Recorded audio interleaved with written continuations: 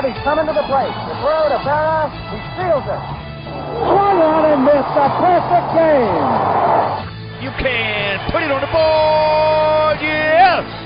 Welcome back, ladies and gentlemen, to the brand new episode, week number 3 of the baseball season of High Heater Podcast here on the Unhinged Sports Network. If you guys haven't figured out what we are by now, I mean, it's been 2 weeks. Come on now. We are a baseball MLB talk show. We have a collaboration amongst all the Unhinged Sports Network shows. And right now, our crew is made up of 3, normally 4 shows. Mitch is actually at a Chicago White Sox game, so he won't be joining us today. But we have Jim Mounier from the J-Dash Show, and then also Jimmy Pilato from the far end of the bench joining us today. And I want to start here with Jimmy. Jimmy, welcome back in. How's everything been going? And we do have some Yankees talk to talk about today. Yeah, no, the Yankees have been a lot more disappointing than I was expecting coming into the season. And that doesn't bode well for me because my other team is the Rockies. But yeah, no, I'm excited to be back. It's just Kelcey and a couple of gyms now. So let's see what happens. I'm not prepared for this because I got to keep you guys separated. Make sure we don't get too much Red Sox Yankees hate going on in this episode. I might have to let you guys go if it gets too crazy. We'll just let you guys go for 15 minutes straight. But no, Jimmy, like I said, the Yankees they've been in the news all this last week. Obviously, the first thing being trading for Roughneck Odor from the Rangers, who, by the way, looks like a completely different man once he had to get completely clean shaven like the Yankees do. Look, I would have fought him if he was completely shaven. If I was in Jose Bautista's shoes and I saw a completely shaven guy, oh yeah, I'd definitely go toe-to-toe with him. No doubt. And then on top of that, they send Domingo Germán back to AAA, leaving room open for a potential coming up of Davy Garcia, who, by the way, won Most Outstanding Rookie in spring training. And that's a potential person coming up. And as you mentioned, the Rockies, Trevor Story potentially being linked to the Yankees for one Gleyber Torres. So, been a lot in the news so far. But which one of these storylines do you think will best play out for the Yankees for the rest of this season? What I would most want to see is if you're able to call somebody up and prove that your farm system, your most outstanding rookie in your farm system is going to be able to compete for you and be that consistent contributor. That would be option 1. Option 2, I wouldn't mind giving up Gleyber Torres for Trevor Story because that middle infield and it adds another bat to the lineup that's not just a home run bat. Like we said last week, the Yankees' downfall is going to be the fact that they can't win close games by small ball. If they're in a one-run game, hopefully somebody can get walked, and then hopefully the next guy can hit a home run and get everybody home.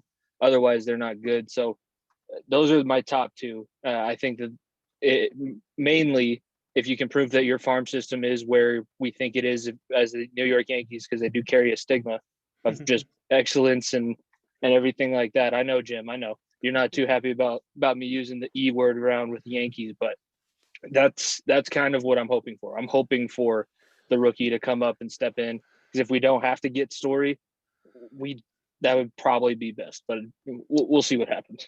Yeah, definitely. And as you mentioned, shots already sent across the bow, if you will, towards Jim. I normally have Mitch here to fill in the gap, but unfortunately he's not here. He's at a White Sox game, so we won't be talking to him this week about the White Sox game, but we will get to talk to him next week about it.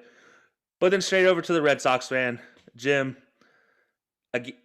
I don't know what to say about the Red Sox. That opening weekend was absolutely atrocious. You get swept by the lowly Orioles, if you will.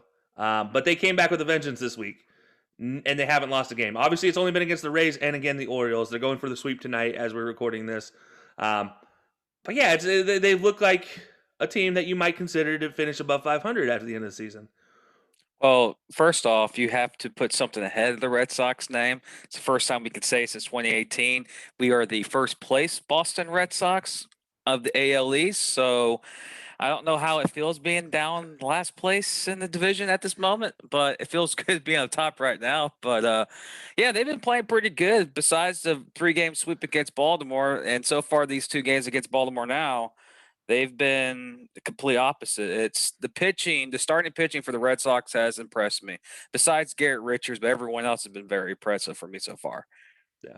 And you talk about starting pitching, but also the bats. The bats have been getting going. I mean, they've been averaging 6 runs a game since getting swept against the Orioles. So, I mean, that's pretty impressive to begin with.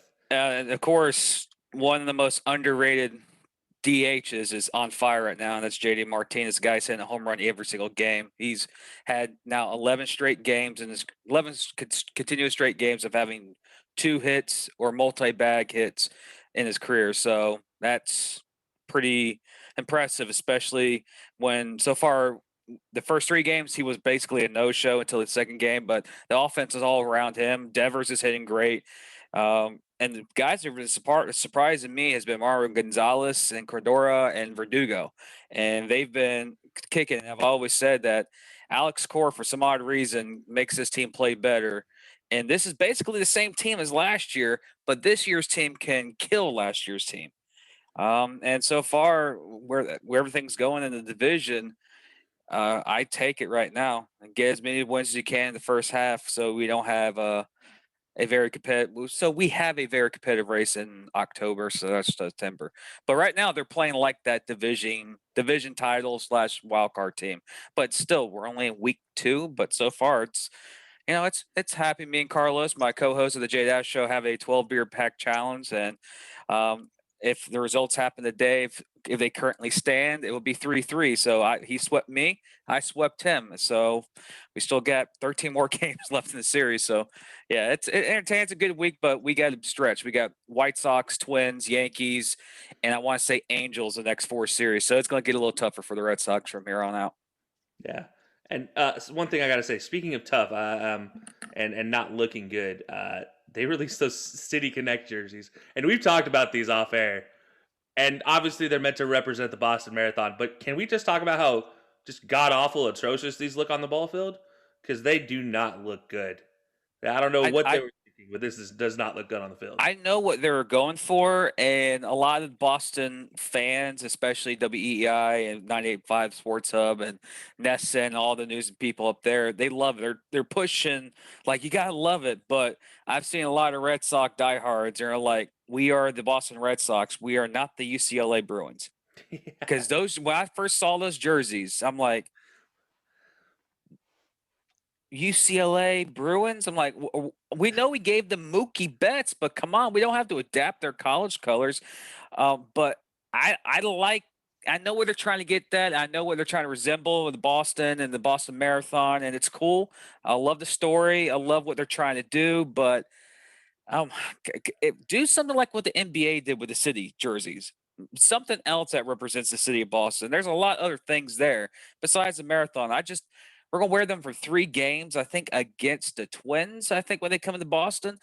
And it's going to be basically going to be looking like the Minnesota Twins versus the UCLA Bruins. I'm like, it doesn't look like a Boston uniform. Yeah, no, definitely not. It was pretty bad. Jimmy, I just got to get your opinion on those jerseys, man. Those City Connect jerseys. I know obviously you're not a Red Sox fan, but I think it's safe to say the normal Red Sox jerseys are fine. Those are classics. But yeah, classic, easy, simple. Yeah. Somebody got a little bit over ambitious out there in Southie, and there's like, you know what? Baby blue. That's what we need. What? Why? No, we wear Red Sox across our chest. That's it. It's ugly. It's fine. It's good, but it's consistently ugly. It's fine. But no, the change up was, it's a little bit out there. I'd say that they overdid it, in my opinion. Yeah, they could have done many things differently. They could have gone, maybe pay homage to the Green Monster, maybe Boston Tea Party. Take your pick. Literally anything other than bright yellow, canary yellow, and baby blue on your. It just doesn't make sense to me. Besides the Boston Marathon, those color combinations are nowhere near Boston.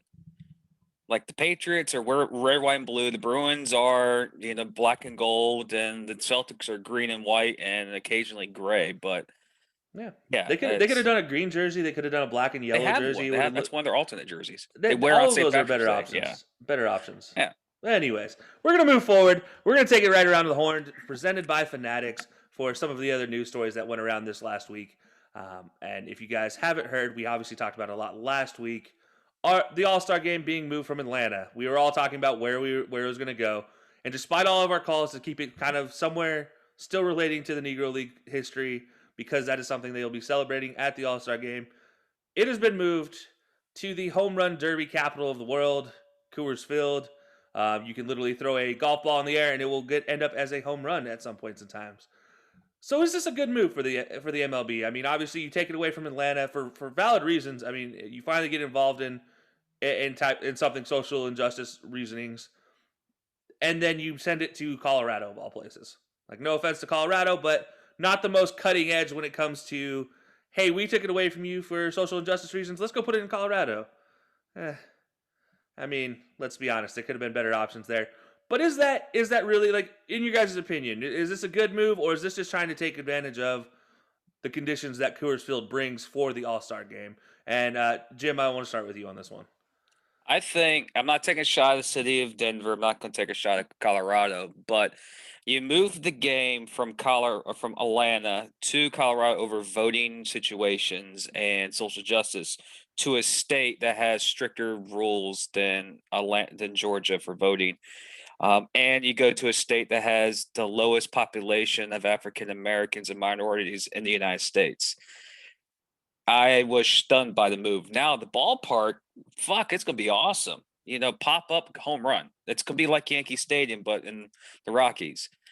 I don't like the move because whatever they did to get it out of Georgia, they basically just backed themselves into another situation. Like, they just did this because they feel woke. And I think they're sending a double message that's not, right, in my opinion. Yeah. But the field, what was the last All-Star break team there game there, like in 2005 or 2006? I want to say it was in the 90s, like right after the ballpark was built. Yeah, they know they've held it there before. They've held major events there, so I understand why the MLB did that. But you're missing out an opportunity to go to cities that have culture for Negro leagues: Chicago, New York, Kansas City, and you go to Colorado. So I didn't like the move, but I understand why they're going there. It's just strange as how this is just all based on political stuff, and yet they support one thing, then backstab what they were supporting and go to another city that literally does exactly what the other state is doing. So I understand about the sport. It's going to be great. Home runs, like a pop-up's going to be gone no matter what in that field. It's awesome. I don't understand why simple flyouts are gone in Coors Field. I know it's because it's a mile high, but I really love to see it in Chicago. I would have really loved to see it in New York, even in Kansas City and San Francisco or LA. But I just think that the league contradicted itself going to Colorado. That's my opinion, but I'll enjoy the home run derby. Give me 16 guys hitting 70 home runs each round in the home run derby. It's gonna be awesome. Just hopefully they don't get any more of the Red Sox. Every time a guy from Boston goes, he forgets how to hit home runs after it. So so I'm still iffy on the thing unless MLB does something that makes me really go, okay, I see why they did it. But right now they just, we're moving it to Colorado, and no explanation after that. So I'll look forward to it, but I still have the belief you send a message, keep to that message. Don't back away from it and act like, oh, we just moved here because Coors is a nice field. So Manfred is the worst commissioner in sports. I'm just going to say that. To be fair, I will say this before I send it over to Jimmy, who is actually in the Denver area. So reports have come out because the reason choosing Colorado over a lot of other cities is it can be a fully packed Coors Field. They can sell the most tickets, and financial reasons. This is the reasoning behind it. Which, okay, fair enough. But Houston, Texas. Yeah, there's a lot of other options out there as well that could have hosted that. State of Florida next week. But 98 was the last All-Star game in Coors Field. That was in the 2000s. Wow. It was if you guys remember the old Ken Griffey Jr. home run game, that was Coors. That was Coors Field that year. So okay, that is what at least the was. kids showed. Yep. So Jimmy, obviously you are in the Denver area. So this one hits a little close to home with you being there. It brings a whole lot of revenue into the Denver area. From your point of view, being a Denver resident, is this a good move, or is this just purely a financial numbers move? It's surprising to me. I didn't realize that Colorado had that kind of a reputation to where this is one of the more open and liberal states that you can find, and it's being moved to Denver, which has an African American mayor. There's going to be, I mean, there's a ton of businesses that are going to do well. So I'm very happy for the state that way. and I do think that it's not lost. It's not going to be lost on the fact of why it's there. Everybody knows that it got moved because of those reasons. And I think that's going to be taken into account. So I think that, I didn't expect it, wasn't calling for it. I doubt anybody in Colorado really cared that it was going to be there. And then once it showed up, it's like, oh, okay, I'll take this. And it's going to be a great event. It gives us a chance to kind of get somewhere back to normal. I just went to Coors Field the other night, and it's, for as bad as the Rockies and the Diamondbacks are, which is who I saw play, it was still an exciting atmosphere and everything like that. Yes, they could have moved it to a different place and maybe had a little bit more overt nature to it. But moving it to Colorado is not like moving it to somewhere where it's the reason that you moved it in the first place is not going to be taken into account. Colorado is very good about this kind of thing. We were very obnoxious in the support. I'm going to use a different word. We were very adamant in the support and everything going on during the summer. This is a place where you're going to be able to find a lot of different opinions, and it might not be the highest populated city with minorities, but people work to try and help other people in this state. And I think that's one of the reasons, I'd like to think that's one of the reasons why Colorado was picked. I do know that it's going to make just as much money as you can imagine. Manfred's going to have a Scrooge McDuck vault here in a little bit.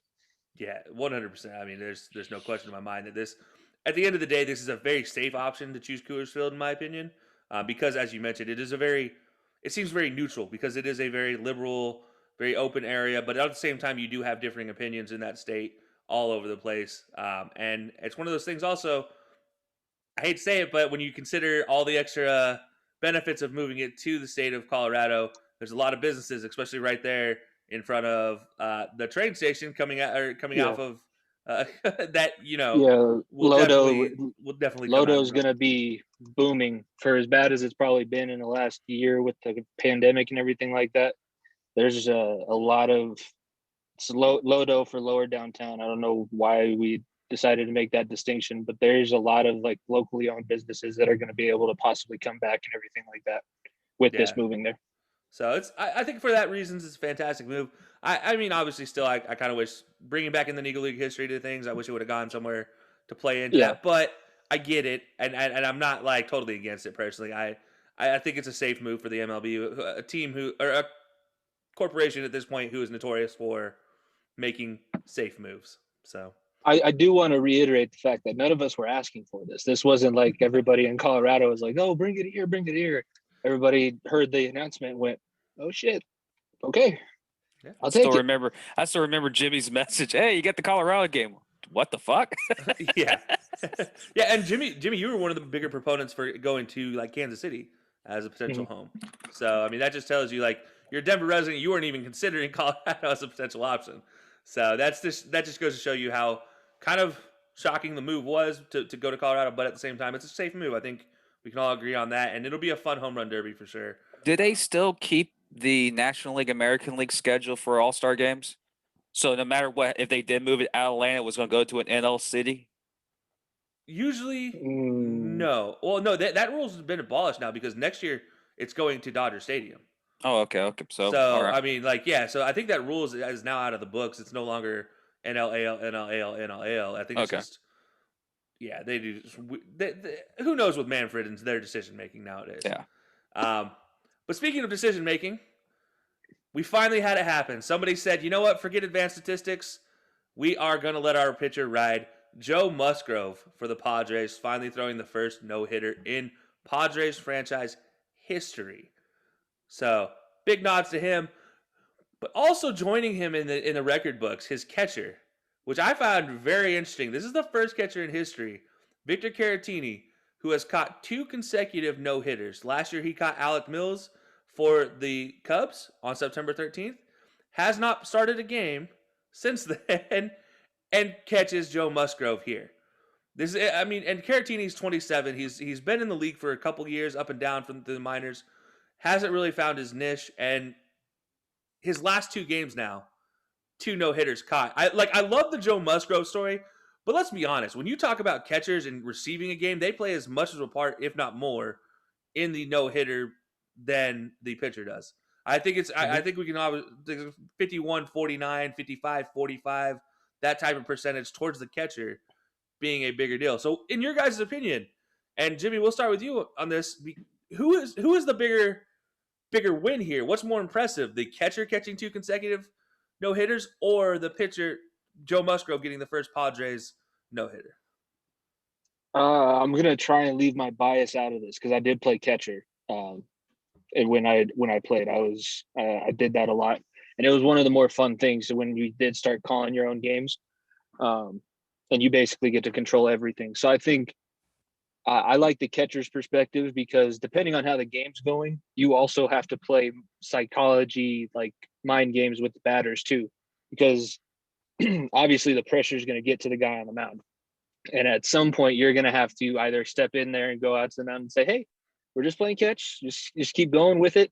I'll keep calling pitches. You keep throwing them, and then we'll continue to go. Or maybe you're pulling a Crash Davis from Bull Durham and telling the guy, don't dig in because I don't know where the hell the ball's going. He might throw the next one at your head.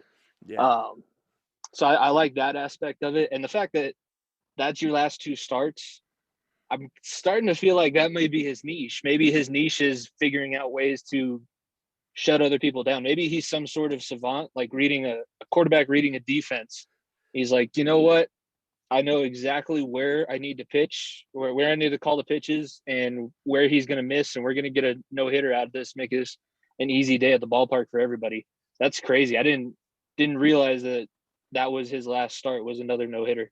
Yeah, it's funny you mentioned that the sort of savant side of things, because Musgrove and the manager for the Padres both came out and said flat out that in between innings, Caratini was in the dugout pouring over the next 5 batters, their statistics, and trying to figure out what he needs to call in these situations to get outs. And Musgrove even said, I did not feel comfortable through the first 4.5 innings. If it wasn't for Caratini, I'd probably give up a couple home runs in that first innings because I leave pitches over the plate. And so that's a very interesting aspect to this as well, is Caratini, as you mentioned, in the dugout, cold and calculating, if you will, to figure out what to call and how to call it. That's one part of the game that you never really see. Baseball is one of the more laid back and relaxed things, but it's a lot of taking that next step, taking that edge.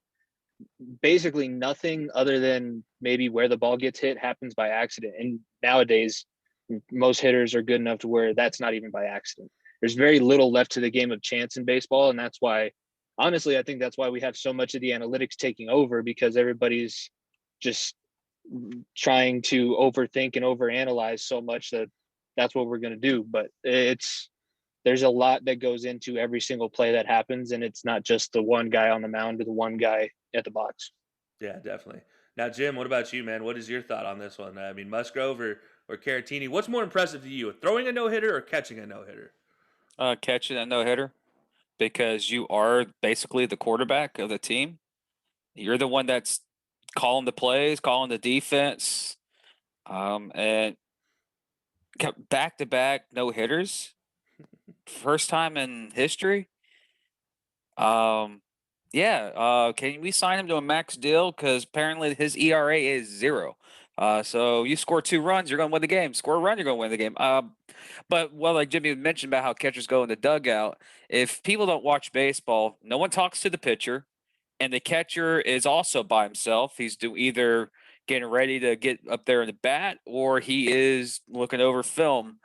Christian Vasquez does the iPad thing, so I've seen him do that. And the pitchers, they go chill corner and no one talks to him. But we have to, you got to admit that, Musgrove, he had to throw the pitches. He had to be on point. He had to be right. He had to hit those corners. He had to, put the pitches where he needs to for swingers. Excuse me. We're not talking about that type of stuff. For batters to, reach on pitches. For, you look at, these are all professional athletes in the MLB. They're going to hit cheese when they see it, and it's just the cohesion between the catcher and the pitcher, especially Musgrove throwing the correct pitch and Caratini calling the right pitch. It's hard to do, especially in Major League Baseball. If you said he did this in college 4 times, like, yeah, okay, who did he play in college? Oh, okay, Stanford. I wonder why. But this is Major League Baseball, and it's pretty impressive, no matter who it is, no matter who the pitcher is or the catcher is. And it's in a 9-inning game. We saw it in a 9-inning game. So the question is now for you, Kelcey and Jimmy, will we be talking about this if it was for this 7-inning double rule thing? But again, this is very impressive. And I actually caught the last 4 innings on the MLB channel. And like I mentioned before, the pressure starts building up in the 7th inning and the 8th inning. Like, oh shit, he has a chance. And we won't get that in 7-inning games, but we got there. And, I'm jealous of the Padres. They're freaking loaded, same as the Dodgers. So we got to enjoy it. They better win both 100 games. So I got to root for the Padres to get the 100 wins. So here we go. Yeah, and Jimmy, I'll let you take that question about the whether it's a 7-inning game or not. If we're talking about it in the same manner, what are your thoughts on that? I think that there's still a pretty good argument to be made at how difficult that is, because very rarely do you see 7 scoreless innings pitched or anything like that, even in a 9-inning game. So I think that there's there's pressure in both situations, because yes, you have to be able to hold on for an extra couple innings in a 9-inning game. But you have a little bit less time to get settled in a 7-inning game. Like, it's almost the way I'm thinking about it. In a 7-inning game, if I come out and I'm not comfortable for 3 innings, there's a higher chance that something's going to get hit, something's going to get through, and I'm going to get rattled a lot easier than if I have 9 innings and I go, okay, took a couple times through the rotation and now let's start going. I think the accelerated clock and the fact that nobody's going to be used to that, because I don't think anybody's played 7-inning games since they were maybe 13. And it's going to be I think there's going to be an interesting challenge in both. So I'll still count it. Same reason we count championships from the bubble. It's not like it wasn't still difficult. It's different, but it is still difficult. Yeah, definitely. And now I do just want to give Musgrove his due credit, because we're not saying it wasn't impressive. I mean, he did strike out 10. He only walked 1 batter, and that was on a hit by pitch in the bottom of the 4th, as I mentioned, to Joey Gallo. He also struck out of the 10 total batters he faced. So they brought in a pinch hitter for one of the guys. He struck out 8 out of the 10 batters during the night. So there's 2 guys that he didn't strike out. One went 0 for 1 on him, the pinch hitter, and then Tavares went 0 for 3, grounding out in all 3 appearances. So, I mean, it's not like he was having a bad night by any means, but I definitely agree with you guys where it said Caratini 2 consecutive no-hitters is just absolutely unheard of, let alone just two no-hitters in back-to-back seasons would be just crazy to hear about. But 2 no-hitters in back-to-back starts is that's just crazy. And who knows? Caratini, he obviously catches the ball well. He obviously receives it well. This could, as Jim mentioned, bring him into a potential signing in the offseason that somebody keeps him long term. Yeah, so the Yankees, come on. We need help with our pitching staff. Bring us in a good catcher who can catch a good game. Oh, Gary Sanchez is good. He's working on it. He doesn't catch a great on it. He's much more of a bat than he is a catcher. Yes, that's safe to say. Very safe to say. The only problem is, though, then you have to probably consider getting rid of either Aaron Judge or Giancarlo Stanton or Gary Sanchez. Take your pick. One of the 3 has to go, because you can't bat them all at DH. So, yeah, that'd be consideration for the Yankees. He can always come to San Francisco. Buster Posey's aging out, and he'll be at first base before we know it. Anyways, speaking of injuries, though, this is one, and you mentioned J.D. Martinez earlier, Jim. J.D. Martinez just going on the COVID list for the next 10 days. So he's off the COVID list. Oh, did they just give him? It was a false positive. Okay, all right. Because as of this morning, he was on the COVID list, and they were going to be testing him pregame today. But other than him, Mookie Betts, Cody Bellinger for the Dodgers, Alex Bregman for the Astros, Chris Archer for the Rays, Noah Syndergaard still coming back from Tommy John's, Josh Donaldson out for the Twins, and Colton Wong for the Brewers, amongst countless other guys as well. Out of these names so far, though, which one stands out to you most as the most impactful to their success with the team? As of Mookie Betts hasn't been placed on the injury list. However, he has missed 4 straight starts because of lower back soreness, so that is still ongoing. And Jimmy, I'll start with you on this one. Which one of these guys that I named off, which one stands out to you as being just the most impactful injury to the success of the team early on? It's hard to say that anybody going down on the Dodgers is going to be that bad because they're basically a shark and can just reform another tooth right as one goes down. They can just implement one right back up. I'm going to say Syndergaard, especially coming off of that Tommy John. It's a lot easier to get through now, but we see pitchers sometimes, depending on how they were before that injury, if they were a flamethrower, it's very difficult to get back up there. Even if you go too far one way or the other as a pitcher after Tommy John surgery. So if you were either a flamethrower or you were a guy that just relied on filthy stuff, that's going to be a huge setback, and it takes a long time. It's like 10 months before you can even start throwing a baseball overhand again. And then you got to work up back to your velocity, and then you got to work back into shape of throwing a certain amount of innings. So I think that's going to be very difficult, especially luckily it's back to the 162 game season. If this was trying to come in with a abbreviated season last year, it's probably not even worth mentioning. I'd be interested to see if he can come back in the middle of the season, maybe towards the end, and see if he can help make a late run. But that's going to be the one that I think is going to be the most impactful. Because, like I said, the Dodgers injuries, oh crap, Mookie Betts went down. We got some stud in AAA that we're going to go ahead and call up for a couple weeks, and then once Mookie's back, we'll go ahead and send him back down. I could see, I complain about the Dodgers, but then me being a Yankees fan, we basically do the same thing. So you guys just go out and buy your guys' replacement. What are you talking about? Well, it's difficult having these wallets that are so thick. You know how hard it is to spend $20 million in 5 days before the IRS can come get you? I wouldn't have a clue in the world. I don't know the last time the Giants spent $20 million in an entire year, let alone on one player. I don't even know the last time that happened. So it's like, you guys sit on fat stacks like this when you're like, leaning this way when you're sitting on your wallet. The Giants sit on their wallet and they're like start caving in. It's, completely different story for me. I think they just hover over the top of their wallet like, nobody touched this. No, nobody touched this. And then the Yankees are giving money away because it's all stuffed in their mattress and they need to shift around on their bed. So they move out the big stacks so that they can maybe make themselves a little bit more comfortable. That's completely possible, I guess. Something about those New York teams, they love to spend their money. As you talk about the Mets too, they do love to spend their money as well. Jim, we send it over to you. Which one of the guys that I named off, which injury is most impactful to the early season success, do you think? Of course, Betts is Betts, and Jimmy touched on that. I'm going to say Chris Archer of the Rays, because the Rays have a solid starting rotation, and from what I can see, what Kevin Cash is doing, how he brings back pitchers as he puts them in the bullpen. And right now, the Rays' bullpen is struggling. They're not struggling this series against the Yankees, but they were getting rocked by the Red Sox, and they were getting rocked by who they play in the first season or the first series, Miami.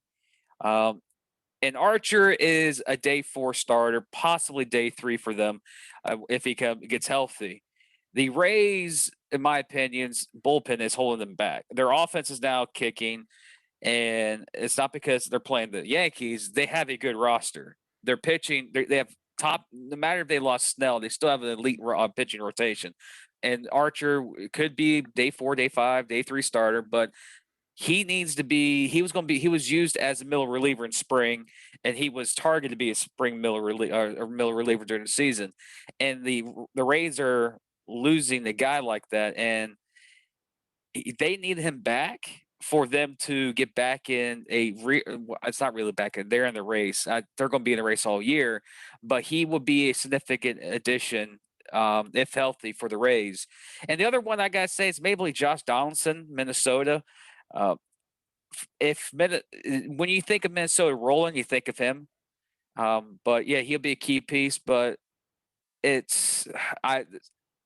hit the point with Syndergaard. I've seen pitchers have Tommy John throw 101 before they get Tommy John to come back and barely touch 95.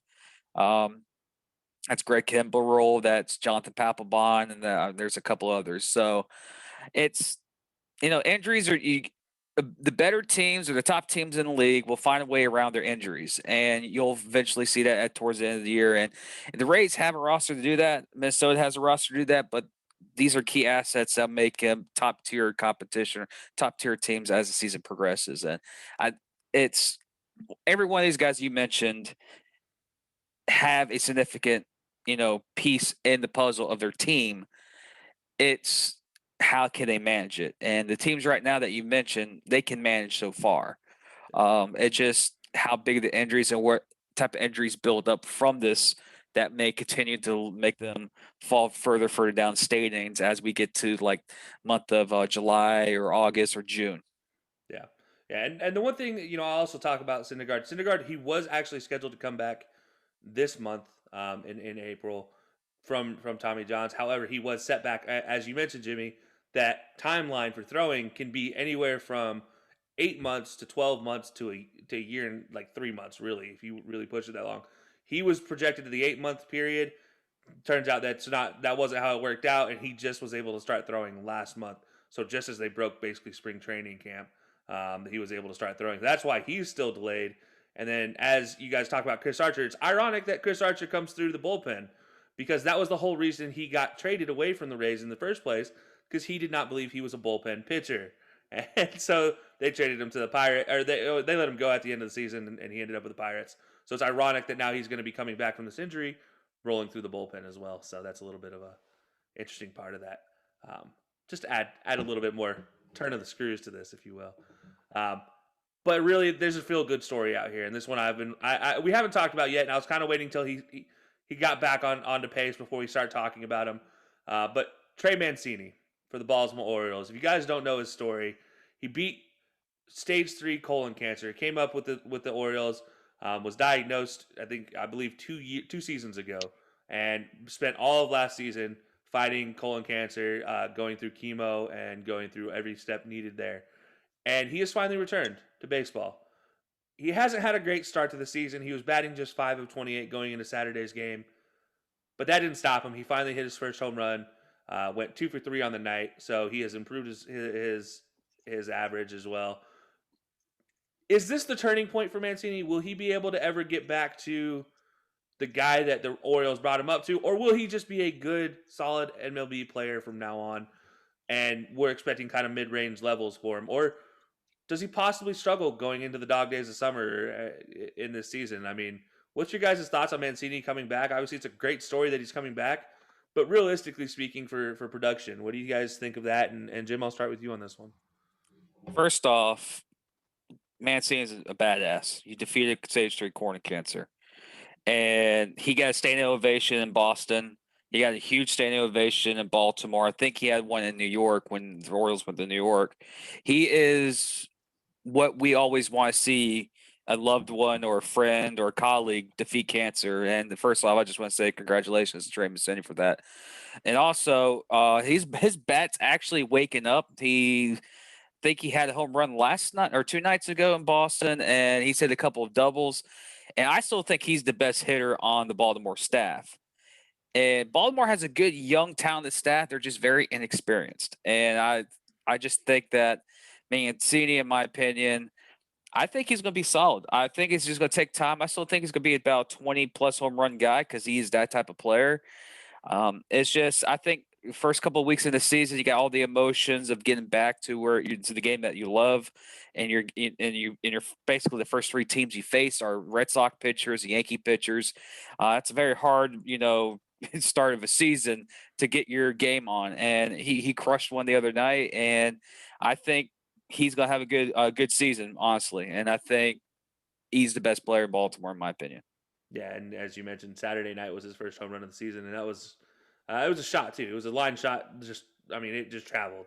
Mm-hmm. If you square the ball up, good things happen. But Jimmy, what's your thoughts on Trey Mancini so far?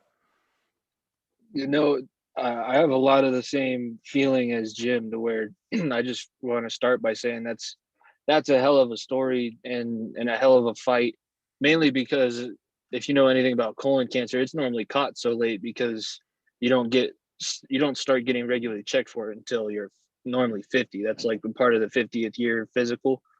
Excuse me. So it's very rare that you actually see somebody be able to fight it and then be able to beat it. So I'm not going to say that he's not going to be able to get back to where he used to be, because being able to defeat colon cancer in stage 3, I don't think that there's anything I can say he can't do, because that's more than what he is. I'm of the mind that whatever he's able to come back and do is fine. It's very similar to me with Eric Berry, even though I'm not a huge Chiefs fan. When he came back from cancer, you're just happy to see the guy play, and then he still played pretty well. He was not the same level that he was before the disease or anything like that. So just being able to see somebody feel like they're getting back to some sort of normalcy, and just being that badass role model that you can tell other people who have to end up fighting the disease. This guy he was at the top, he came all the way back down to where you are now, and he was able to fight back. That's really all you can hope for out of a story like this. And I do think that he's going to get back to a good level of play. Am I going to say that he's going to get all the way back to where he was? I won't say that he can't. I just think that it's going to be a long process to do so.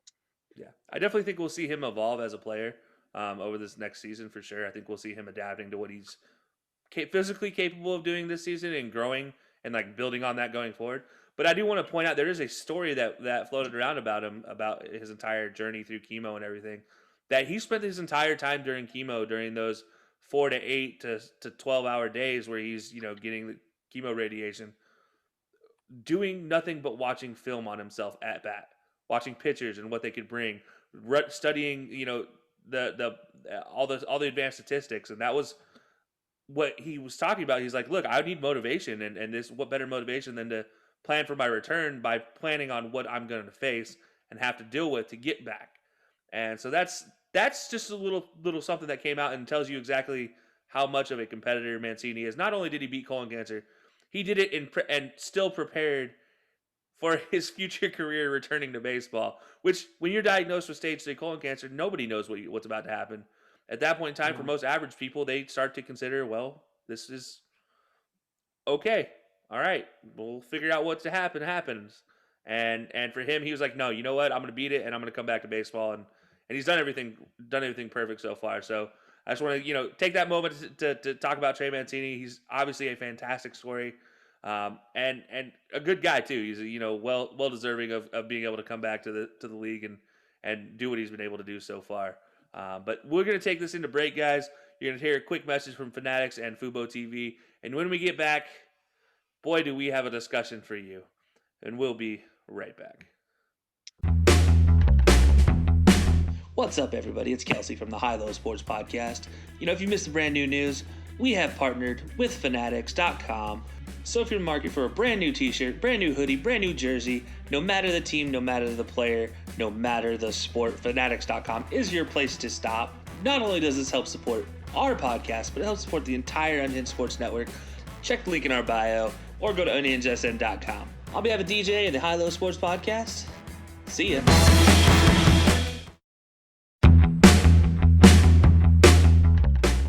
What's up, everybody? It's Kelcey from the High Low Sports Podcast, and we recently partnered with Fubo TV. What is Fubo TV? Fubo TV is a service to broadcast live TV over the internet, no cable required.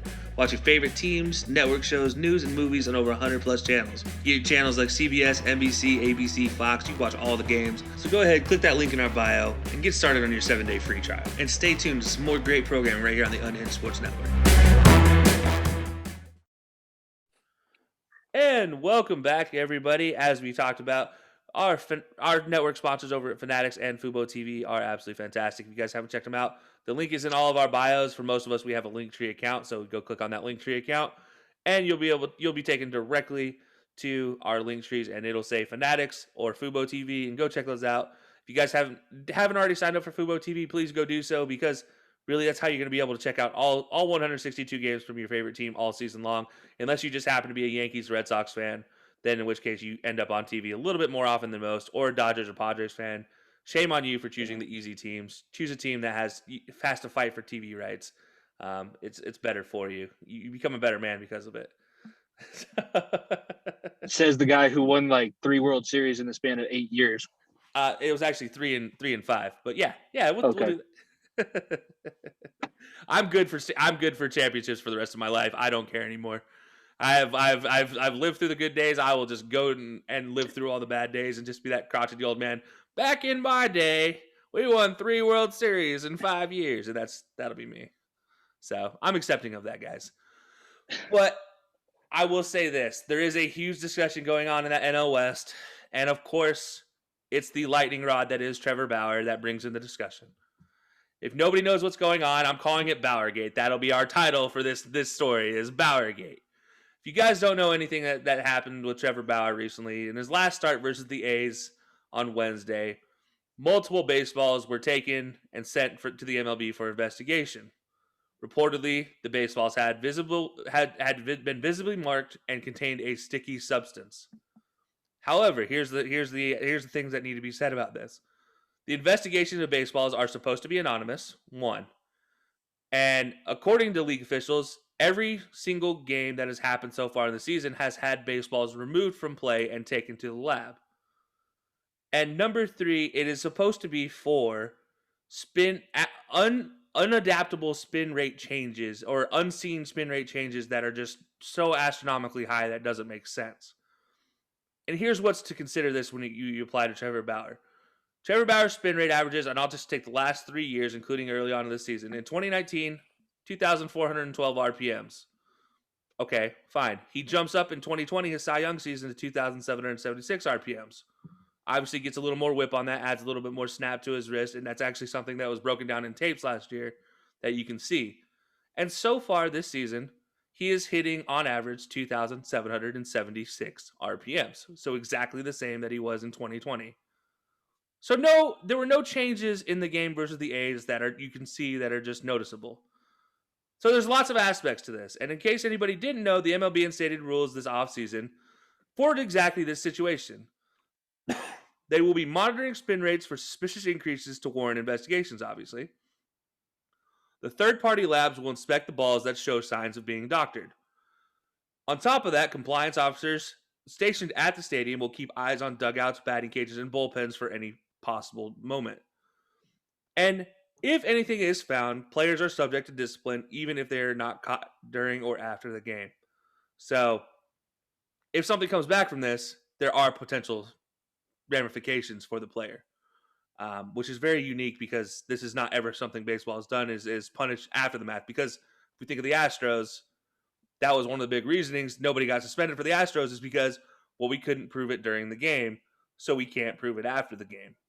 So that was why no players really got ever suspended. That's why only the manager got suspended, Alex Cora. So something to think about there. But we'll start with one question here. Is this rule change, in your guys' opinion, is this an okay rule change considering how much they've done for offenses throughout the years, or is this just another rule change in favor of offenses? Because pine tar, Vaseline, sunscreen, those have all been used by baseball pitchers for years, for literally the last 100 years plus of baseball. They've all been an aspect of it. Is this a rule change that you kind of expected them to eventually adopt, or is this one that you're just like, really now? Is this really the big deal? And Jimmy, I want to start with you on this one. Manfred loves his home runs. That's all I can say about this. That's basically what it comes down to. The pitchers, I feel like as long as there's an equal playing field for both. So if we're going to have juice balls, the pitchers should be able to play the game and put something on the ball, or there's always that part of it. So I don't understand. The only reason that I could see behind this rule change and the fact that they're going to start looking into this so heavily is because they want to see more home runs. They know that's what drives audiences. They know that's what's going to get them the most eyeballs to their content. They could do other things to, try and help that, like not have their highlights behind a paywall or anything like that. But they see this as a way to keep home runs happening and then to discredit anything that a pitcher is able to do, because you still got to be a talented pitcher if you're going to use it's not like you put Vaseline on the ball and you're going to be able to throw it by a major league hitter. No, that's not how that works. You're still got to be very talented to be able to do that, whether you're doctoring the ball or anything like that. Just like how if you're going to play the swing angle game as a hitter, you still got to be able to hit a major league pitch. It's not like it's a advantage, but it's only an advantage if you know how to use it. So I don't agree with the MLB making this rule change. I don't think it's something that they should have touched. It's going after they're chasing the integrity of their own sport. It's discrediting everything that's happened up to this point, because this is what's been happening in the game ever since it was invented. I was muted the whole time. Anyways, yeah, I definitely agree with you wholeheartedly on that one. That's a very good point. And Jim, what's your thoughts on this? Is the rule change okay, or is it again just favoring the offense? Just like as Jimmy mentioned, Rob Manfred loves his offense. He's favoring the offense, and I'm just to a point to just like 2 years ago, you introduced juice balls, and you told the major league fans like, "Oh no, these are regular baseballs." No, there are a lot more home runs happening in the postseason that didn't happen in the regular season. Then they admit after that season, yeah, we were introducing new baseballs that have for I think the 2018 season. So they lied then about the baseballs. Now there's been rumors about the baseballs being dead this season.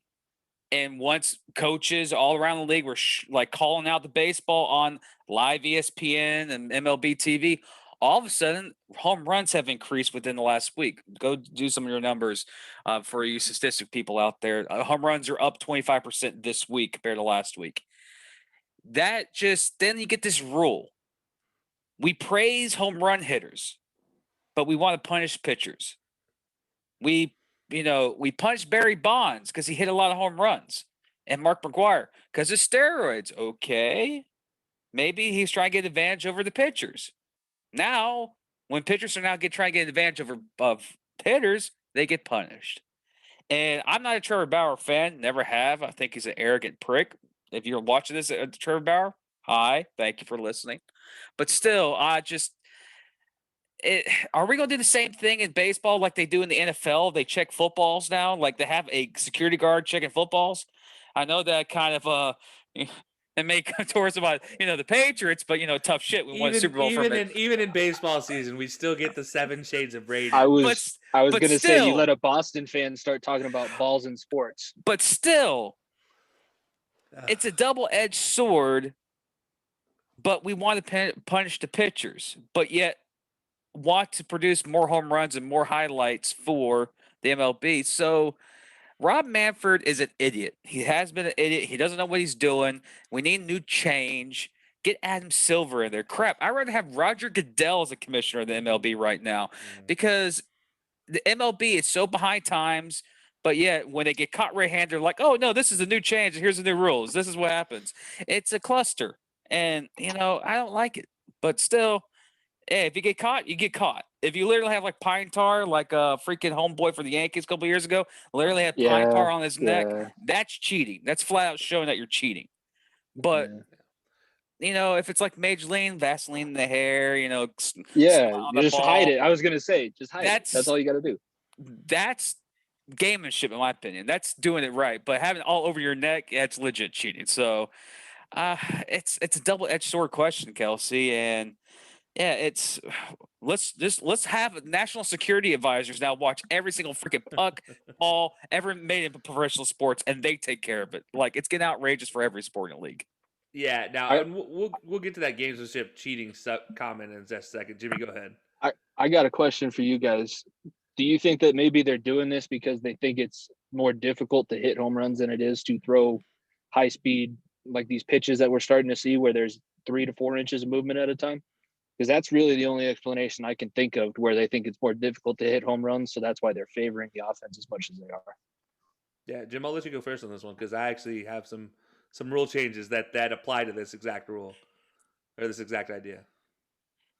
I think, honestly, it benefits offense because, like, again, when I said Manfred, offense sells tickets in Major League Baseball. People rather see home runs than no-hitters.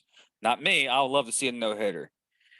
But I gotta say, you hit it on the point, Jimmy. I think you're right. I think they're doing this because it's so much harder to hit home runs now. They're trying to keep the game exciting and highlights and get people in stands because it's very hard to sell tickets at like Kansas City and Milwaukee. You go to Yankees and LA and Boston, they don't have to worry about selling tickets. The stadiums are going to be sold out. So it all comes down to the bottom dollar. If it's helping the bottom dollar, they'll do it. Or if it's not helping the bottom dollar, they'll do it to help the bottom dollars. It's all about money. And it's just, again, double-edged sword. Go ahead, Kelcey. I'll say this: I think you chose wrong teams to use as an analysis for filling in stadiums. They have no problem filling in those stadiums. Now the Twins, the Mariners, yeah, they struggle filling in this. The A's, they struggle filling their stadiums in. Oh, A's, of course, yeah. Yeah. So I forgot about the A's.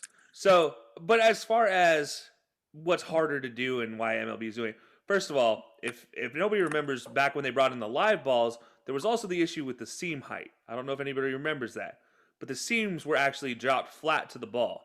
And anybody who's been a former pitcher knows that the moment the seams drop, you lose your spin. You lose a lot of the grip because what provides that spin, what provides that drop, what provides that movement is the way the air flows over the ball as it spins around.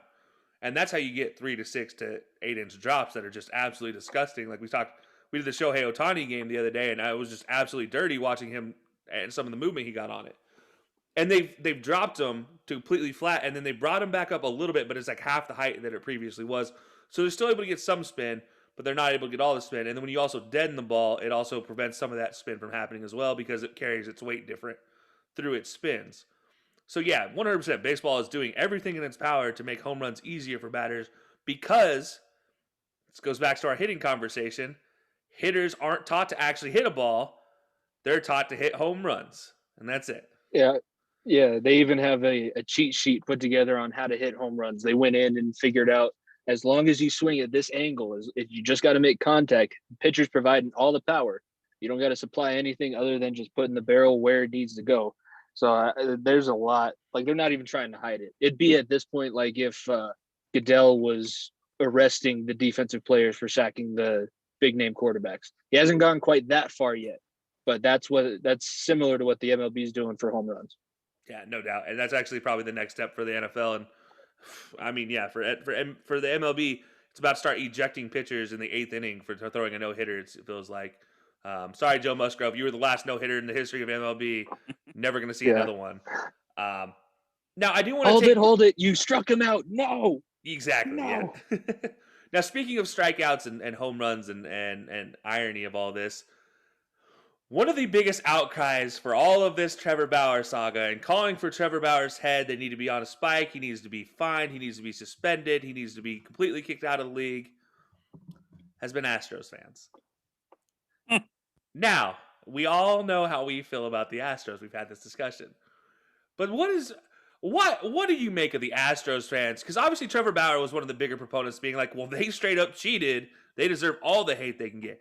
How do you feel about Astros fans coming out and saying, oh, well, we just want him to have the same exact treatment that we got? Like, do they not realize what they did was completely different? Or is it to them, they're just like, we want Trevor Bauer's head on a spike? Like, what do you guys make of this? Jim, what do you think? I think it's laughable. Maybe next time if the Astros want to win a championship, they might need to use something else in trash cans because it's very obvious why you're hearing banging sounds before certain hitters hit. But it's ironic. They won a legit championship and got caught cheating to win a championship, and MLB doesn't do anything, saying investigations didn't show that they were cheating during the game. But there's clear evidence of trash banging heard every single time certain hitters got up the bat. And also Altuve hitting a great walk-off home run and telling people not to pull his shirt. Obvious that he's wearing something under the shirt. It was a bad tattoo. It was a bad tattoo. Okay. And then his wife didn't want his chest exposed on TV. Those were his two excuses that he used. Wow. That's happy wife, nice. happy life is my answer to that. So Yeah. whether that's true or not, I'm just gonna be like, happy wife, happy life. So if she's happy, But it's quite it's quite ironic. But a whole team to a singular player. It's the MLB allowed Houston to do what they did, and if they punish Trevor Bauer, then what are we doing then? If you're not going to pitch a team that legitimately stole the championship away from the Los Angeles Dodgers, to then punish Trevor Bauer for this, for like one game compared to a 7-game series in the biggest series in the sport, then okay, something's wrong. Astro fans are salty because they're getting tired of every time they're watching the game, one of their players get plucked by a ball. Hey, I like to have a player plucked by the ball. We get a man on base right off the bat. Go ahead, do it. Come on. That's great. Enjoy the hate, Astros. You're so young, so naive.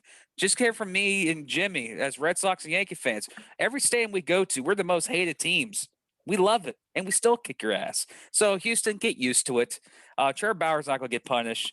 You guys just got caught cheating. And, be like me with my Patriots. Yes, okay, still got a championship. Bling, bling. Enjoy it. But, Houston, get over it. Get used to it. Whatever. I'm gonna have to banish Jim from talking about anything football during baseball. Hey, how has everything so far turned into a comparison Just to Tom comparing Brady? the contrast. That's all. Like, no, they're not the same. 7 Shades of Brady does not belong in baseball season. Deflate-gate, Spy-gate, both years won Super Bowls. Get out of here. Anyways, Jimmy. See, I was right. What's your thoughts on this one, Jimmy? What do you think? Astros fans calling so loudly for Bauer's head. I mean, really, this is just silly at this point, right? Yeah, no, I wish I could go through life with that level of naivete, or just that lack of awareness to the point where, I shit daisies. Everything that I do is fine. Like everything that I do is perfect. And it's just like, that's so far past the definition of irony. I don't even know how to comment on it, because the Astros, I said it last week, Mitch's podcast has the best drop on the Astros. Whether or not you win a legitimate championship, the first one you still won, you cheated to get. That doesn't go away. That's not like once you win a second one and maybe, I highly doubt it would be legitimate, because obviously nothing legitimate happens in that organization. Even if it is, now that's still, you still have the legacy of being the ones to cheat. I agree. I think Jim is right in this one. Just embrace being the heel. That's the best when you're so far past being able to redeem yourself, because I highly doubt there's anything that the Astros would be able to do to redeem themselves in the eyes of baseball fans, whether or not there's not that many left. It's just incredible that they walk around and still think, no, we were in the right. Like, not getting punished was okay. And now we're just being bullied because everybody's upset that we're so much better than them. No, that's not the reason we're upset. I feel like a little bit of self-awareness would be good in Houston. And I don't want to call out insert name FC, because they like to talk a lot of trash when I trash on Houston. And I'm using trash very, very purposely here. Just go ahead and deal with it. Just deal with it. And that's all you got to say, because it's not changing. Yeah, no, look, I made the mistake. Hector tweeted something or had commented on something that some blog writer, sports writer, he was a verified guy on Twitter, and I woke up one day and I chose violence. And I decided to go on that post and be like, look, you guys straight cheated. It's not the same. Like, this is something that's been in baseball. You guys use a digital device to cheat. It's not the same. Like, why are you guys calling for his head? This is just silly at this point in time. And everybody there was like, oh, well, this, that, and the other. I'm like, who cares? At this point in time, who cares? Like, you guys are just... Yeah, so I woke up choosing violence, which, by the way, was the worst idea I've ever had on Twitter, and not doing that anymore. I say that, but I'm going to probably jump right back in the next Astros commentary available, because it's so fun to talk about. Now, getting back to Trevor Bauer, Jim, you mentioned earlier you obviously are not a fan of him. He's not a very lovable guy. Trevor Bauer is, as I mentioned, a lightning rod, which is good and bad for baseball. A lot of people love to hate him. A lot of people love him because he's so outspoken, and he is, as Jimmy mentioned, a heel amongst the sport of baseball. And sometimes you need to have a heel to make for a hero on the other side. Now, he has been long a proponent of monitoring spin rates to see for illegal substances and see if that ever applied to any team. And he has long been saying that needs to be something MLB checks out.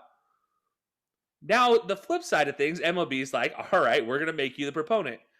Are you guys okay with him being turned into the face of this spin rate issue, considering this is supposed to be an anonymous situation? Or is this a mess up by MLB by just leaking that it was Trevor Bauer? Or is this them coming after him for being as loud and outspoken as he is, Jimmy? We'll go to you for this one. This is a classic mob tactic to where when you're the squeaky wheel, you're going to be the first one that they turn around and go after, because you don't want somebody who is one of the better players at the position in your league coming out and talking about how much there is cheating in your game. So now that he's brought so much attention to it, they're just kind of trying to basically send the message to him like, hey, if you shut up next time, maybe we'll leave you alone, or just, see eye to eye with us, do what we say, and just play ball. I feel like that's the way this is coming off, and it's not right for the MLB to do this. The fortunate thing for them is that there's probably not many people who are going to stand up for Trevor Bauer, and not many people who are going to stand up for individual players, because the MLB is much like the NFL, where you root more for the team than you necessarily do for the players. Like the NBA is a very superstar driven league. I'd still say the MLB is a lot more team uniform driven. Yeah. So I think it's a shady tactic by the MLB, but it shouldn't be a surprise to Trevor Bauer, because he knew what he was doing, poking the bear. You got to be ready for the ramification. Yeah, no doubt. And it's funny you mentioned the mob mentality there. Ironically, back when baseball was first started, some of the teams were run by mobsters, so that is a consideration. Both of your teams being one of them, ironically. Yeah. Well, that's also what caused the 8-man out situation. So if Mitch was here, we could talk about the Black Sox. Yeah, absolutely. And Jim, do you agree with Jimmy on this one? Is this a mob mentality type of move, or is this just being just a unique situation that happens and it just is coincidence? No, it's the MLB, from some odd reason, likes to do these type of dirty games to start investigating stuff and start implementing new rules. This is just them going, let's find our first person to put a name on what we're doing and go after the guy who's in the light, who brought this issue up, who's also being involved in this issue. Put his name on it. That's just MLB being this mob mentality. They're like, let's choose a player. Perfect. Because I guarantee you, if Randy Johnson was still playing, or when Kurt Schilling was playing, or we could go to some bad, like Pedro Martinez, and if they said something about it, MLB was like, yeah, this is Pedro Martinez. And also, it could also be someone in the organization who doesn't like Trevor Bauer that leaked it. That's saying true, yeah.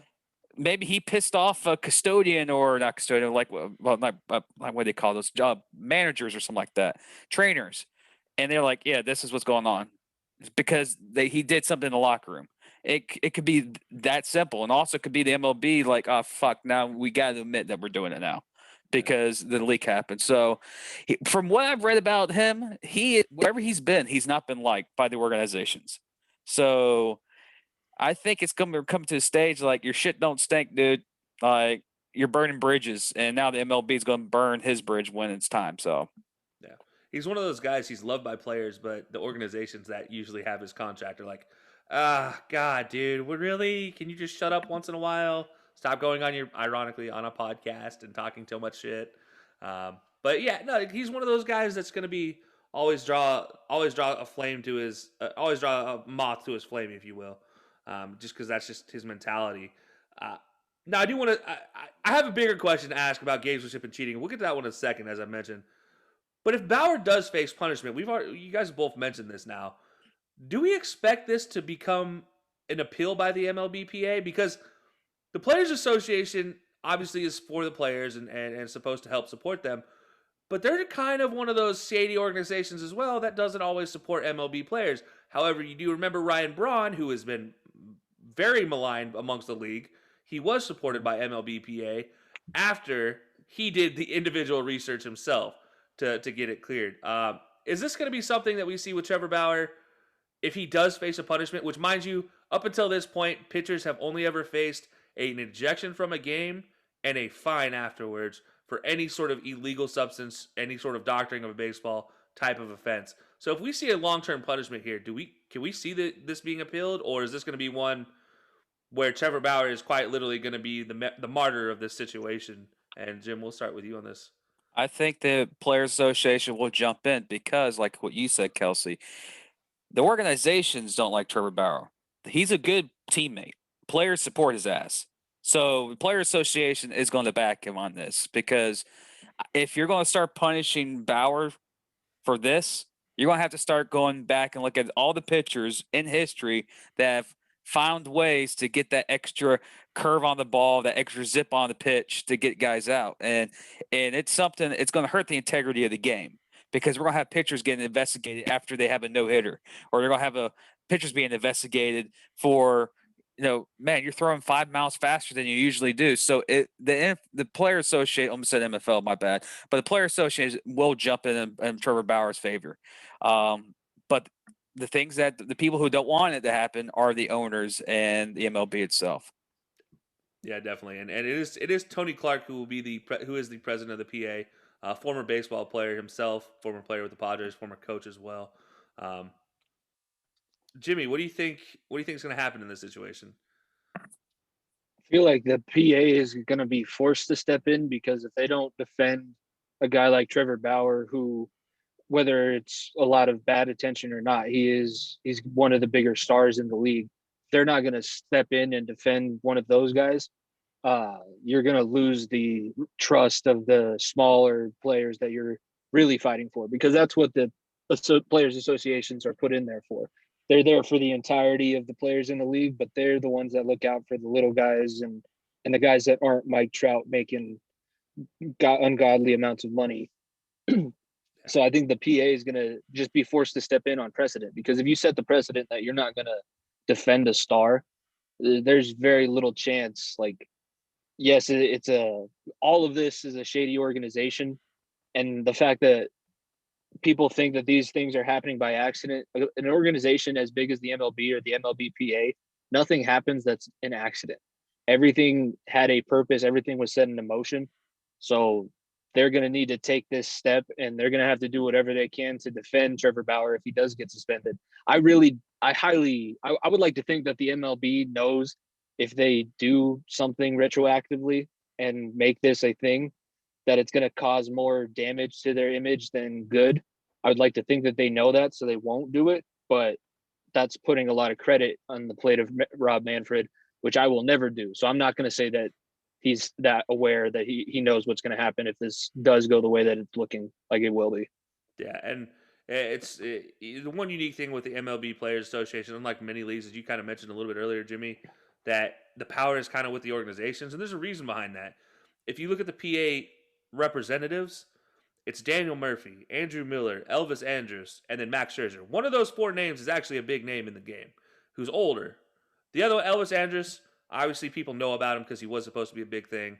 And then Daniel Murphy, Andrew Miller, people know about him if they know about him. That's those are baseball heads that have to know about him. So those are the guys that are they're representatives that help to kind of decide who and what gets appealed and who and what gets demoted and things. And I think you're exactly right when it comes down to it, that it is one of those things that could be more detrimental to the league than they have a plan for sure. And as I talked about, there's a bigger conversation here in the sport of baseball about gamesmanship versus cheating. And now the one thing I will add to this whole scenario with baseballs and everything, anybody who's rubbed down a baseball, anybody who's seen a doctored baseball knows what it looks like. It's not very, you can very clearly see it. It's not hideable. Like if somebody were to take a razor blade or their fingernail and cut a gash in it, it looks way different than a baseball hitting off of a bat, slicing off, and then getting a scuff mark on it. That's a very large square. And then whereas if anybody else does that, it's a very small straight line, 1-2 lines. Substances are very clearly, easily noticeable. And then also on the flip side of things, pine tar. When you talk about pine tar, it rubs off of the bat every single time a hitter hits it off of his handle. And nowadays they let these hitters get it the George Brett level of pine tar on their bats that just goes all the way up the barrel for some guys. And it's just like, it breaks their bats, obviously, every time it hits there. And then you see pine tar rubbed off on the ball. And it's not the pitcher's responsibility to take that ball out of play. It's actually the umpire's responsibility to take that ball out of play. So if he ends up getting penalized for something that's very clearly not a doctored baseball that has pine tar on it, that's not on him in reality. Let's be completely frank on that. That is purely on the umpires and them not doing their job up until this point. And that's just one thing I wanted to add in this whole greater conversation, that there's a method here that it's not being punished in the game now because of all these extra rule changes. They're actually just saying, we'll just send it to the labs. Whatever. We don't need to check. And that's just, I think that's abysmal. I think you gotta actually follow the rules. You have to manage the rules. You have to be a guy that says, look, if something's happening in the game and that dugout's complaining, or I'm noticing a little something different happening, or I'm getting a couple baseballs back that are just a little too sticky for my liking, I need to stop something and I need to go talk to that pitcher. That's my opinion. As a former player, as a guy who's many games in my life, I feel like that should be what happens. You have to run the rules properly if you're going to enforce the rules later on. I feel like that's just a very simple effort to it. But speaking of rules, there are a lot of rules in baseball, but one of the rules that does not ever get applied is obviously like sign stealing. You talk about pine tar, sunblock, Vaseline on pitchers' arms and on their head, on their hat, having a stat sheet in their back pocket for tendencies, things like that. A lot of those get chalked up to gamesmanship. Then you have what the Astros did, using a camera and a trash can, and what the Yankees have been suspected of doing, using a camera, because they're the only two stadiums in the Major League Baseball who have the same camera angle that is right over the pitcher's shoulder, right at the catcher's glove, which the Yankees have actually since moved their camera angle over a little bit to avoid this being an issue any further. But it was also the reason why bullpens are no longer allowed in dead center field, because they could read and still signs and relay it up to the players. So the bigger question here becomes, what is cheating in baseball and what is good gamesmanship in baseball? Where do you guys draw the line in this? And I'm just going to give a couple situations that have happened so far this season. First baseman for the Marlins takes a tendency sheet, a stat sheet out of the back pocket of a base runner. And he looks at it, he glances at it, and then he throws it on the ground right at the feet of the base runner, taps him on the shoulder, says, hey, you dropped something. Obviously, he's already read it and memorized all the signs that are on it, all the tendencies, everything on there. He knows all of that.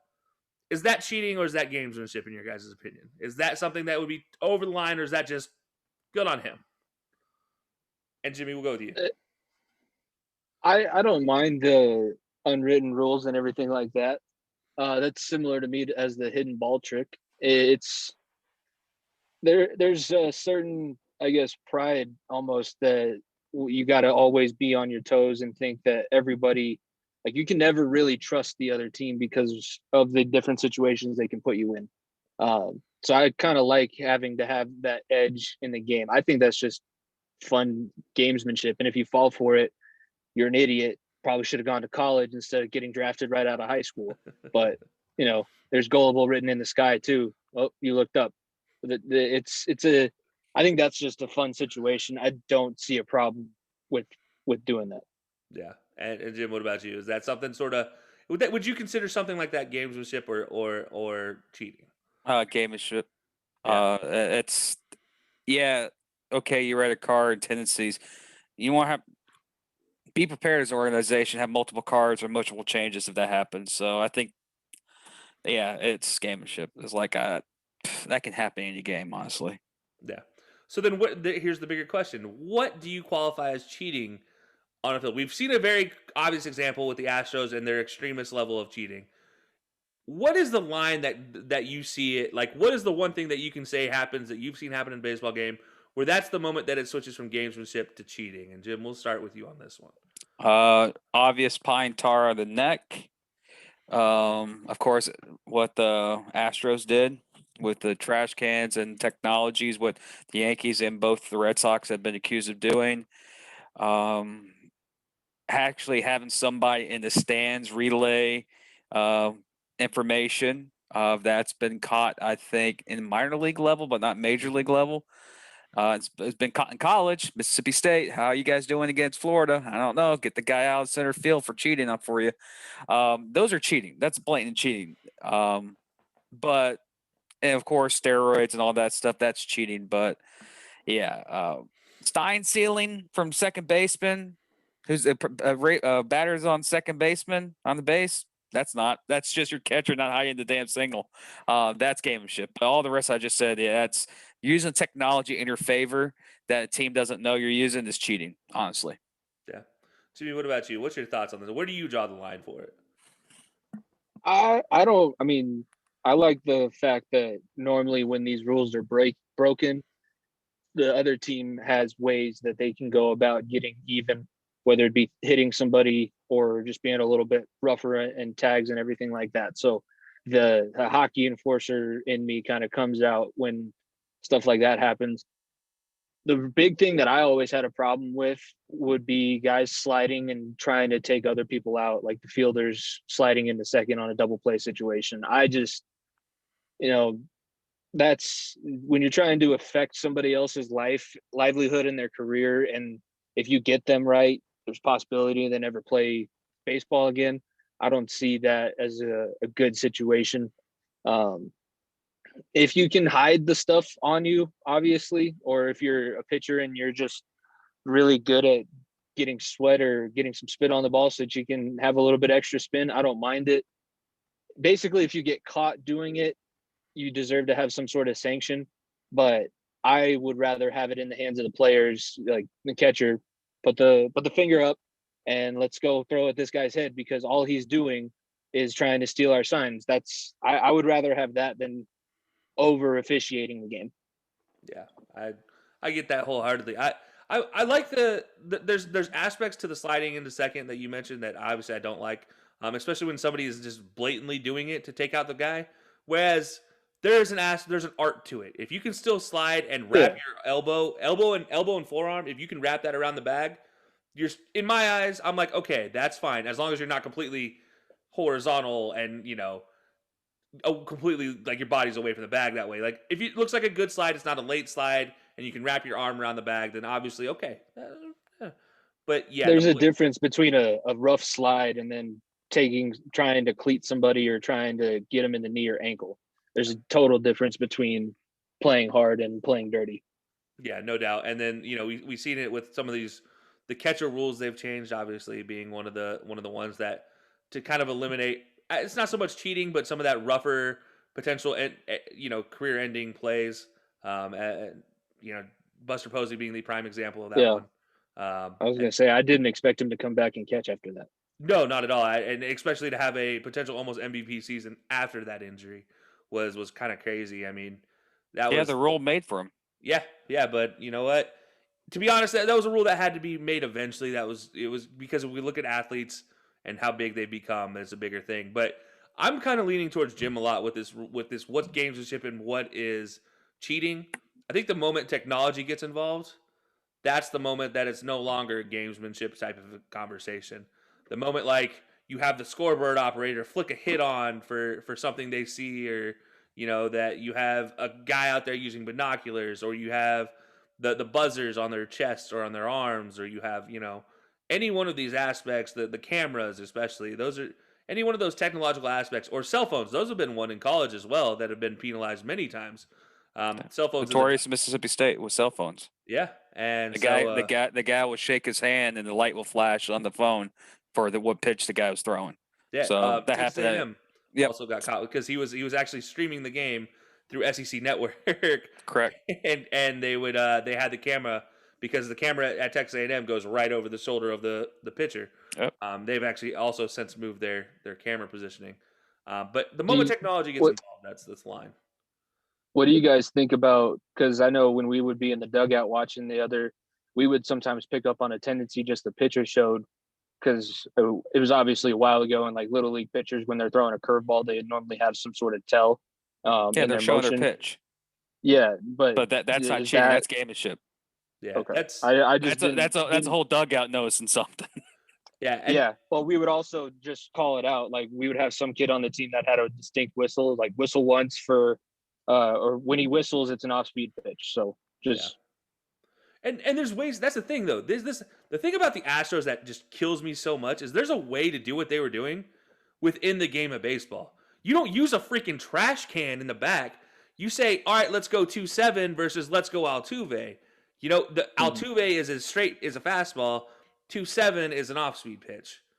And it's simple like that. Like, or, hey, big hitter, 2-7 is like, that's a high fastball or high curveball in the zone. Like, that's how you do it. That's the way when we used to take signs in leagues that I played in, and that was how we did it. When it came from especially when it came from a batter or a runner on second base, he would signal to our third base coach. Our third base coach would signal to our head coach, and he'd tell one of the players that's standing next to him, usually a pitcher, that wasn't in the game. And that's who would call out the play. So you had a distinct voice you were listening for if that was the case, if something was picked up. And anytime there was a tell, anytime there was a hitch in the giddy up for a wind up or anything that gave away a pitch, that's 100% gamesmanship.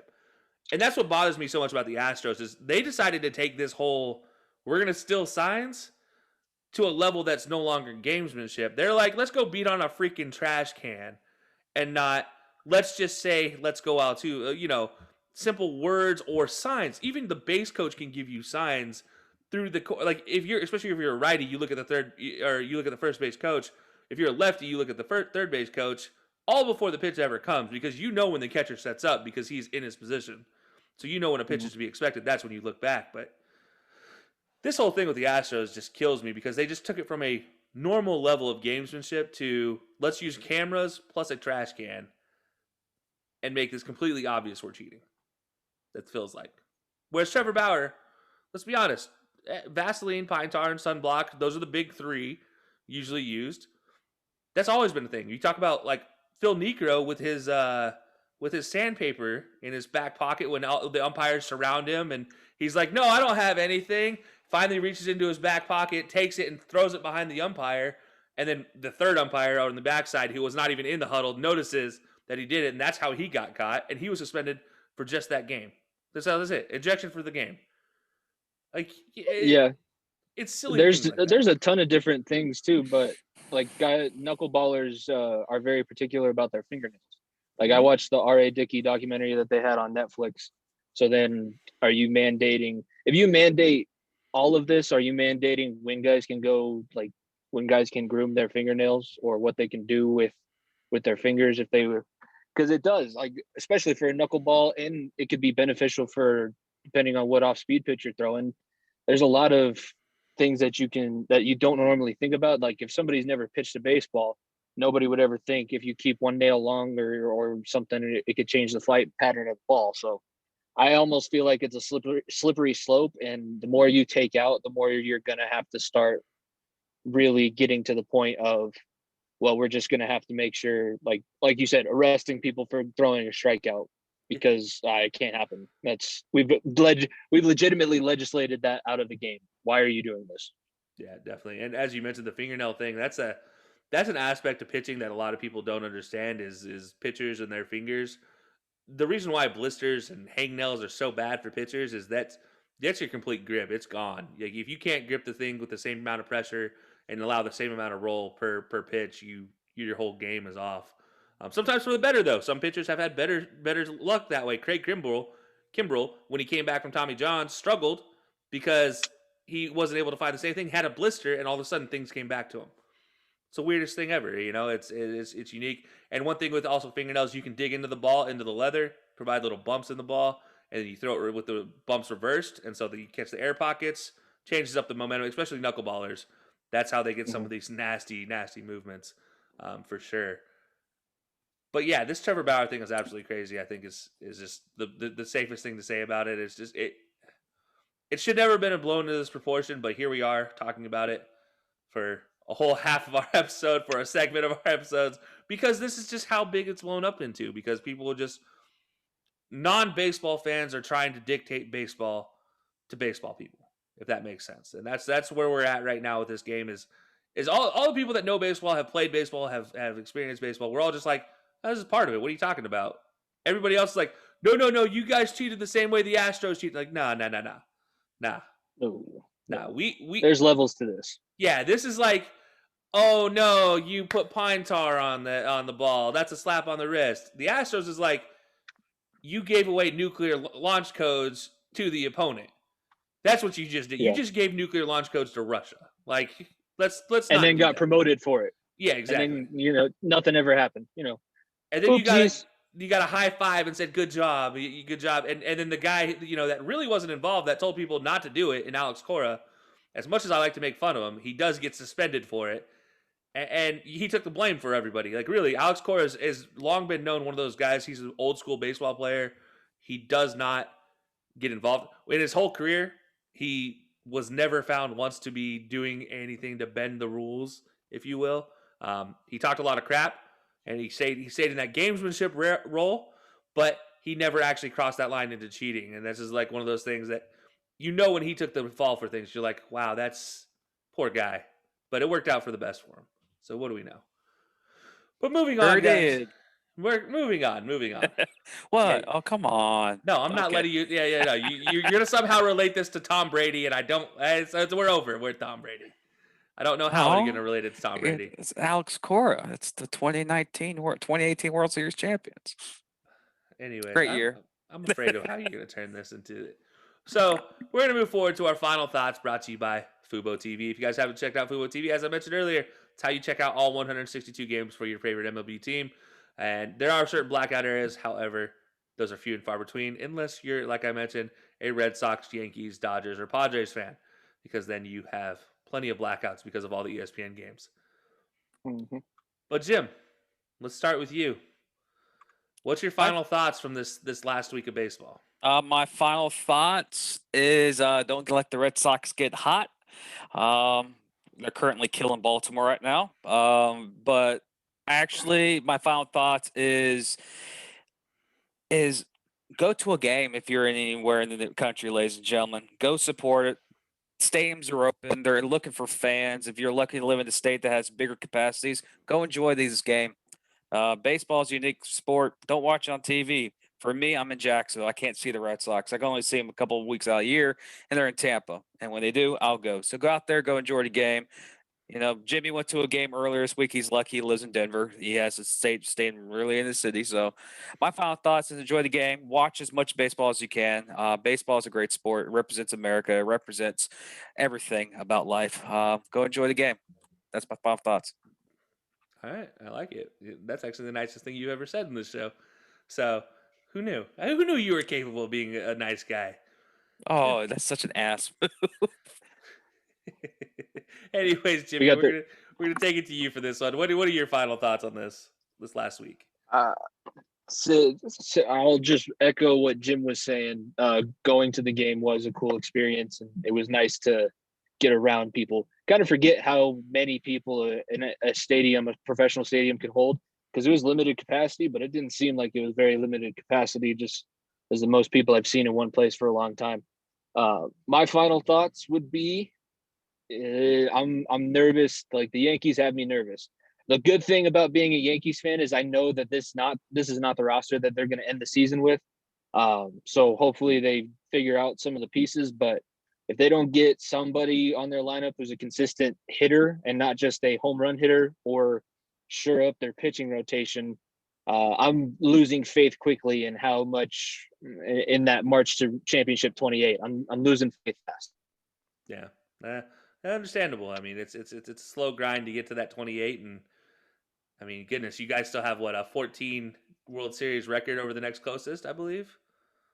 Yeah, but it's been since 2007. We didn't get one in the 2010s. That was the first decade since, I think, 1910 that we didn't win a World Series in a decade span. Oh no, but you just took the whole 2000s as the first year and the last year of that decade to win a championship. No big deal. That 2019 was fun. Hideki Matsui, my hero of that year. Yeah. So yeah, no, that's a good one to edit out, because the Yankees obviously are a question for you. But for me, my final thoughts, and I'll say one for Mitch, because I think if he were here, he'd probably say the same. Yerman Mercedes now owns the longest home run in the season as he continues his hot start. So that would probably be his final thoughts, along with that bullpen is just absolutely terrifying and not good right now. There have been some jacks this season. Trout hit 460. I think Otani's that first one. if there wasn't a crowd, it probably goes like 5-something. Oh yeah, that was an absolute rocket. That was the game we were calling, and I lost my mind when he hit that because that just did not make physical sense to go that far and that fast. And then to be able to go throw 100 miles an hour in the next half inning. Yeah. Oh, yeah. It's crazy. Crazy to me. Shohei Ohtani is an absolute stud, but I'll get to him later on. He'll be one of my final thoughts later on this season. But Tim Lecastro, if you guys don't know who he is, he plays for the Arizona Diamondbacks. He's an outfielder. He just set the record for with his 28th career stolen base on 28 attempts. First player to ever go 100% through 28 still attempts, passing Tim Raines, Hall of Famer Tim Raines, mind you, who stole 27 in a row from 79 to 81. He becomes the first guy to ever do so. And I mean, like, you just look at that. That 20 out of 28 is not easy, especially playing in the NL West. That's definitely not an easy task to do in that division. I mean, you have all these pitchers that are throwing well. You have catchers that can actually throw you out. It's not an easy place to do it. And here he is, 28 for 28 to start his career. Absolutely fantastic. Tim Lecastro, just a name to watch out for. So now that Billy Hamilton is kind of dying his way over through Chicago with the White Sox organization and really not able to get successful time, Tim Lecastro might be the next guy. We talk about small ball taking over. He could be a guy at a team who struggles with small ball, Yankees, look towards to potentially help their team in the future. So we'll see how that turns out for Tim Lecastro. But congratulations to him, setting a record with 28 for 28 on his first 28 stolen base attempts. So that's my final thoughts for the week. Just giving credit where credit is due to a guy that, well, he plays in Arizona, so not many people know about him. No, definitely not. So, guys, we'll take this time now, let everybody know how to find you like always, and what kind of projects you guys are working on. And Jimmy, we'll go ahead and start with you for here. Yeah, you can find me every week on the Far End of the Bench podcast with my co-host Nico. We are Wednesdays 1 to 3 p.m. Eastern on the Unhinged Sports Network, and we're available on demand right after that ends. We have YouTube channel that we release clips to. We just released last week as you're listening to this. We did a Far End of the Bench Invitational, the first annual golf tournament in honor of the Masters. There were some good moments. I'm not going to lie. Putting it together yesterday, Nico and I were rolling on the floor with some of the way that this sequence worked. We're not good golfers. And that's the second time in my life that I've ever golfed like on a course that wasn't putt-putt and had a dragon at the end of it. So it was an interesting experience. Be sure to go check that out. Subscribe to our YouTube channel, The Far End of the Bench, and subscribe on podcasting platforms. Leave us a review. As long as it goes with a 5-star rating, you can say whatever. But as long as you give us a 5-star rating, leave us a review. We'll read it on the air. And then I'm also the host of Two for Chirping that you can hear on the Unhinged Sports Network every Friday. And then when NFL comes back, I'll be the host of Cover 6. But that's pretty much everything that I have going on. Oh, also working with Kelcey on the blogs. We got blogs coming out every weekday, 2 blogs a weekday, and sometimes more depending on what we get. But we're working on that, unhingedsn.com. So that's everything now. That's all my stuff. No small feat by any means for how much you guys do for the network. Obviously, you guys are one of the top, obviously. Well, I gotta say it because it is in your guys' contract to be mentioned every time you guys have an episode that they are the reigning #1 podcast on the Unhinged Sports Network. I say it this time, and it still makes me cringe, even on the inside, to have to say. Thank you for fulfilling our rider. Thank you. Now I can come back the next week. Yeah, no problem. Making sure you're able to come back every week. That's the goal. For sure. But Jimmy, we appreciate everything you do for the network, obviously. And guys, definitely go check them out. Far End of the Bench, if you haven't checked them out already, they are absolutely fantastic. They're a Denver-based podcast. So if you want to talk about Denver sports, they know all of the Denver sports very well. And on top of that, Jimmy is a dying Cincinnati fan who just wants some success in Cincinnati. And he might not like the project that DJ and I are working on very much because of what we have Cincinnati doing. But we'll get to that in a minute. And Jim, what about you, man? What are you working on? How do people find you? Well, I am the host of the J-Dash Show that airs every Monday and Friday at 4 p.m. Eastern on the Unhinged Sports Network alongside my co-host Carlos. You can follow him at Wrestling Movie G. You can follow me at the J-Dash Show. We're not working on anything big at the moment. We do have some guests coming up in a few weeks. Two not NFL players, 2 football players, 1 baseball player to be announced in a later term. So yeah, we got some great contact for for you. We're going to be reviewing a lot of WrestleMania talk on Monday's show. So you can find us on unhingedsn.com. And, of course, 24/7 coverage on the Unhinged Sports Radio or the Unhinged Sports Network, unhingedsn.airtime.pro. Absolutely. If you guys haven't checked out the website already, go do so. That's how you find all of our blogs on there. You find all of our network shows. You can actually click on all of our logos, and it'll take you to our individual link trees or podcast pages as well on Unhinged Network, unhingedsn.com. So definitely go check that out. And Jim, everything as always. Obviously, you are the commissioner of the network, so we always appreciate what you do for us. Lots of good things in the works, long term for the network. Stuff that we'll announce. Huge. Stuff that we'll announce later on down the road. Once the time is right, if you will. But for myself, Kelcey, I'm over at High Low Sports, and I work with DJ as my co-host. And man, this month has absolutely been slammed for us. We are preparing for the NFL draft at the end of the month, so we are giving you our draft extravaganza every week. We are currently 2 weeks in, so that means we have already done your AFC, NFC West, and AFC, NFC South, or NFC North predictions for what they're doing in the draft. If Jimmy tuned in, he probably didn't like so much of what we had predicted for the Bengals. As I mentioned, we have them potentially trading back and still somehow getting 3 offensive linemen out of the whole deal and Jamar Chase, or taking Rashawn Slater or Penei Sewell. We have a whole discussion about who we prefer more on that one. So that was a very interesting one. Jimmy, how'd you feel about that? I want my Samoan King to hold down the side of my offensive line. That dude, looking into him more, his background is even more incredible. His family moved from American Samoa. They were living on the floor of an apartment, and now he's got the chance to be the top offensive lineman drafted, and he should be. He did some crazy things in college, and everything that I've seen, like I was hesitant when Nelson was getting drafted that you can't take a guard at 3. I'm done with that. I'm an offensive lineman at heart. I know when I see a good offensive lineman, Penei Sewell is that offensive lineman. Yeah, I definitely like Penei Sewell.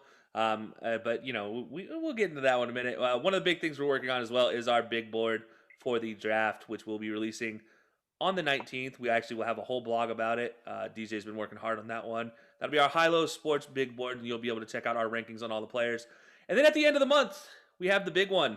The NFL draft itself. We will actually be on location, and we will actually be live streaming through Colorcast the first round of the draft. So we can't wait for that. That is going to be same here.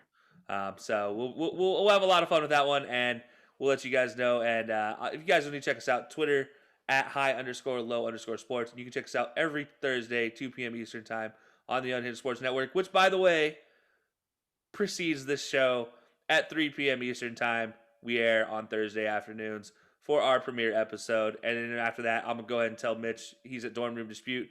They appear right after that at 5 p.m. Eastern time on Thursday. So from Thursday, from 2 to 6 p.m., we expect you to be tuned in right here on the Unhinged Sports Network. 6 p.m. is our replay, too. So we're all over the network that day. 2 to 8 p.m., guys. You're stuck on the network. I'm sorry. This is just, it has to happen. 2 a.m. I have spoken. This is the way. You will have to follow through on the rules. It's Thursday. No, I don't have a show on Thursday. Damn it. Nobody cares about you guys' show. That's okay. Okay. All right. Ooh. Score. I love you guys' show. As long as you don't get on a rant about New York, it's always a good time. But you always get on a rant about New York, so it's never a good time. Start spreading the news. So on that note, guys, we're going to let Jim get into his 7 Shades of Brady moment for the rest of the afternoon, and we will let you guys go. And until next week, we'll see you.